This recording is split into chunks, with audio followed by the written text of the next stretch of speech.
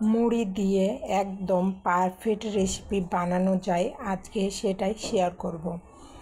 এটা এতটাই নরম যে যে কেউ খেয়ে বলতেই পারবে না যে এটা মুড়ি দিয়ে বানানো, এতটাই নরম এবং সফট। এটা খেতে ভীষণ মজা, যে একবার বানিয়ে খাবে সে বারবার খেতে চাইবে। চলুন তাহলে রেসিপিটা দেখে নেওয়া যাক। প্রথমে আমি একটি বোল নিয়েছি, এর মধ্যে 1 কাপ মুড়ি দিলাম প্রথমে, তারপর আবারও 1 কাপ মুড়ি নিলাম, তারপর আবার হাফ কাপ মুড়ি নিয়ে তারপর আমি মিক্সিতে গুঁড়ো করে নিয়েছি। আপনারা চাইলে এটা পাটায় বেটে নিতে পারেন, একদম মিহি করে নিতে হবে। তারপর অবশ্যই এক্ষেত্রে চেলে নিতে হবে। পাটাতে বেটে নেওয়ার পরও একই সেম সিস্টেম, এটাতে গুঁড়োটাকে অবশ্যই চেলে নিয়ে এই গুঁড়োগুলো ফেলে দিতে হবে। তারপর আমি মেজারমেন্ট কাপে আমি এখন মেপে নিচ্ছি। এখানে 1 কাপের একটু কম হয়েছে, যদি 3 কাপ নেন তে অবশ্যই 1 কাপ হবে গুঁড়ো, আর 3 কাপের কম নিলে 1 কাপের কম হবে। এখানে আমি 1 কাপ পানি নিয়েছি। তারপর যখন পানিটা ফুটে উঠবে তখন আমি এখানে চিনি অ্যাড করব, 2 টেবিল চামচ চিনি। চিনিটা দিয়ে এখানে আমি চিনিটা যখন গলে যাবে তখন ছাতুগুলো দিয়ে দিব, মুড়ির ছাতুগুলো দিয়ে দিব। এখানে আপনারা চাইলে 1 কাপ পানির বদলে 1 কাপ দুধ অ্যাড করতে পারেন। আমি এখানে এখন ছাতুগুলো দিয়ে দিচ্ছি। দিয়ে আমরা যেভাবে এখন নেড়ে চেড়ে আমি একটা ডো তৈরি করে নেব, সুন্দর মতো করে এখানে ডো তৈরি করে নেব, নরম এবং সফট। ভালোভাবে নেড়ে চেড়ে এখন একটা শক্ত না বা নরম না, সুন্দর একদম পারফেক্ট একটা ডো তৈরি হয়ে যাবে। এভাবে করে আলতোভাবে এখন মিশিয়ে নিতে হবে। এক সময় প্যান থেকে ছেড়ে আসবে, যখন পুরোটাই তৈরি হয়ে যাবে তখন আমি একটি বলে তুলে নেব। এখন এই তো সুন্দর হয়ে গেছে, আমি এখন তুলে নেব।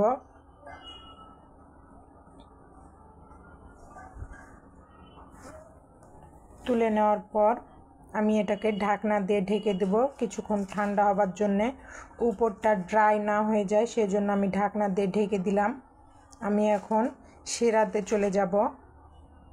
এখানে 1 কাপ পানি দিলাম, আবারও 1 কাপ পানি দিলাম, মোট 2 কাপ পানি দিয়েছি। 1/4 কাপ পানি দিলাম, 1 কাপ চিনি দিয়েছি। 2 কাপ পানি আর 1/4 কাপ পানি দিয়েছি। একটি এলাচ দিয়ে দিয়েছি, 1 চামচ ঘি দিয়ে দিলাম। দিয়ে আমি এখন কিছুক্ষণ বলক তুলে নেব। ভালোভাবে যখন বলকটা চলে আসবে, 1-2 তার করার প্রয়োজন নেই। ভালোভাবে বলক চলে আসলে আমি এটাকে বন্ধ করে দিব। তারপর ডোটাকে এখন আমি ভালোভাবে মথে নেব। ডোটাকে এখন আমি ভালোভাবে কিছুক্ষণ সময় নিয়ে মথে নেব। হালকা গরম থাকতে এটাকে ব্যবহার করতে হবে। এখানে 1/3 কাপ গুঁড়ো দুধ দিয়ে দিতে হবে। তারপর বেকিং সোডা 1 চামচের 4 ভাগের 1 ভাগ দিতে হবে। 1 টেবিল চামচ ঘি দিয়ে ভালোভাবে এখন আমি সময় নিয়ে মিশিয়ে নেব। ভালোভাবে মিশিয়ে নেওয়ার পর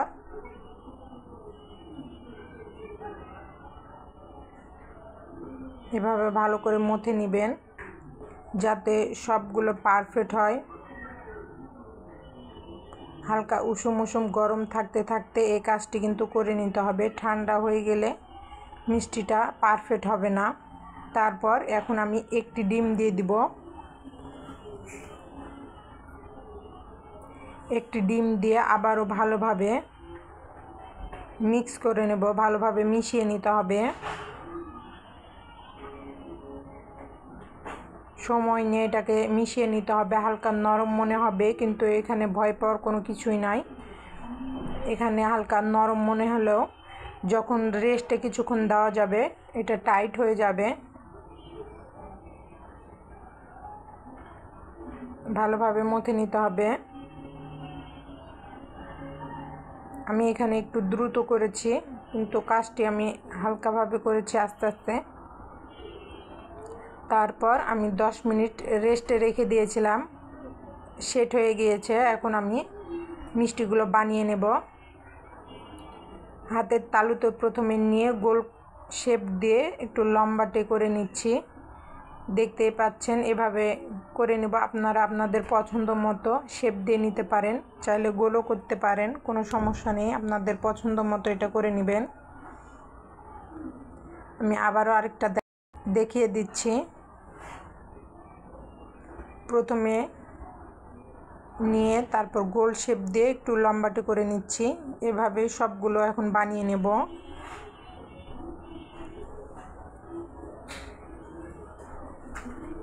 আমার সবগুলো মিষ্টি বানানো হয়ে গিয়েছে। আমি এখন ভেজে নেব। তেল প্রথমে দিয়েছি, কিন্তু তেলটা বেশি গরম করা যাবে না, হাত ডুবিয়ে থাকার মতো গরম করে নিতে হবে। তারপর একে একে সব মিষ্টিগুলো আমি দিয়ে দিব। মিষ্টিগুলো ডুবো তেলে ভাজলে বেশি ভালো। একে একে সব মিষ্টিগুলো দিয়ে দিতে হবে। এখানে যদি তুলতে লেগে একটু নরম হয়ে আসে, আবারও শেপ দিয়ে নিতে পারেন। এখানে মিষ্টি দেওয়ার পর নাড়াচাড়া করা যাবে না, মিডিয়াম টু লো আছে এটাকে ভেজে নিতে হবে প্রায় 15 থেকে 18 মিনিট। এটা ফুলে যখন ডাবল হয়ে যাবে পরে এটাকে নাড়াচাড়া করতে হবে, কিন্তু আগে করা যাবে না। আর এটাকে প্রথমে মিডিয়াম টু লো আছে, হাই আছেও জাল দেওয়া যাবে না, নাতে দ্রুত উপরে কালার চলে আসবে আর ভিতরে কুক হবে না, শিরায় ভালোভাবে ঢুকবে না, মিষ্টিটা পারফেক্ট হবে না। মিষ্টিটা পারফেক্ট করতে হলে অবশ্যই স্টেপ বাই স্টেপ ফলো করতে হবে। দেখতেই পাচ্ছেন আমি একে একে সব মিষ্টিগুলো দিয়ে দিচ্ছি কিভাবে। আমি কিন্তু এখন পর্যন্ত নাড়া দিইনি। সবগুলোই মিষ্টি একে একে দিয়ে দিলাম। কয়েক মিনিট পর এখন কিন্তু বোঝা যাচ্ছে এই যে আস্তে আস্তে ফুলে উঠতে লেগেছে। ফুলে কিন্তু ডাবল হয়ে যাবে। মিষ্টি সময় নিয়ে ভাজতে হবে। এই তো আমি এখন আলতোভাবে এখন নাড়া দিচ্ছি। কিভাবে নাড়া দিচ্ছি আপনারা দেখতেই পাচ্ছেন। অবশ্যই এভাবে প্রথমে নাড়া দিবেন, চামচ বা খুন্তির সাহায্যে প্রথম অবস্থায় নাড়া দিবেন না, নাতে মিষ্টিগুলো নষ্ট হয়ে যেতে পারে। প্যানের হাতলটা ধরে একটু ঝাঁকিয়ে নিতে হবে। কয়েক মিনিট পর যখন ফুলে ডাবল হয়ে যাবে, হালকা রং আসবে, তখন চামচের উল্টো পাশ দিয়ে এভাবে আলতোভাবে একটু নাড়িয়ে দিতে হবে, দিয়ে কালারটা নিয়ে আসতে হবে। আস্তে আস্তে রংটা যখন চেঞ্জ হয়ে আসবে তখন উল্টে পাল্টে ভালোভাবে আপনার পছন্দ মতো কালারটা নিয়ে আসবেন। যেই রকম কালারটা নিয়ে আসতে চান সেই রকম কালারটা নিয়ে ভেজে তুলে নিতে হবে। সময় নিয়ে এটাকে কিন্তু ভেজে নিয়ে কালারটা নিয়ে আসতে হবে। দ্রুত জাল দিয়ে কিন্তু কালারটা নিয়ে আসলে মিষ্টিটা ভালো হবে না। এই তো আমি এই রকমই রাখবো, সেজন্য এখন তুলে নিচ্ছি। আপনারা চাইলে আরেকটু কালারটা লালচে করতে পারেন। আপনাদের পছন্দ মতো আপনারা কালারটা করে নেবেন। তারপর এখন তেল ঝরিয়ে এখন একটি প্লেটে তুলে নিব। সবগুলোই মিষ্টি যখন তুলে নেওয়া হয়ে যাবে তখন আমি শিরাতে দিয়ে দিব। আগে সম্পূর্ণ মিষ্টিটা আমি এখন তুলে নেব। এই তো আমার সম্পূর্ণ মিষ্টি তুলে নেওয়া হয়ে গিয়েছে। আমি এখন শিরাটা ঠান্ডা হয়ে গিয়েছে, ওই জন্য আমি মিষ্টিগুলো দিইনি। এখন শিরাটা আমি একটু হালকা গরম করে নিয়েছি উষুম উষুম। তারপর আমি মিষ্টিগুলো দিয়ে দিলাম। মিষ্টিগুলো দিয়ে এখন আমি ঢাকনা দিয়ে ঢেকে দিব। কিছুক্ষণ এখন জাল করে নেব। 5 মিনিট মতো জাল, এটা আমি 5 মিনিট জাল করে নিয়েছি। 5 মিনিট জাল করে নেওয়ার পর আমি এখন এটা রেস্টে রেখে দেব প্রায় 1 ঘন্টার মতো। 1 ঘন্টা পর আমি ফিরে আসছি। 1 ঘন্টা পর আমি পরিবেশন করে দেখাচ্ছি। এই তো 1 ঘন্টার পর আমি পরিবেশন করে দেখাচ্ছি আপনাদেরকে। একদম নরম তুলতুলে হয়ে গিয়েছে।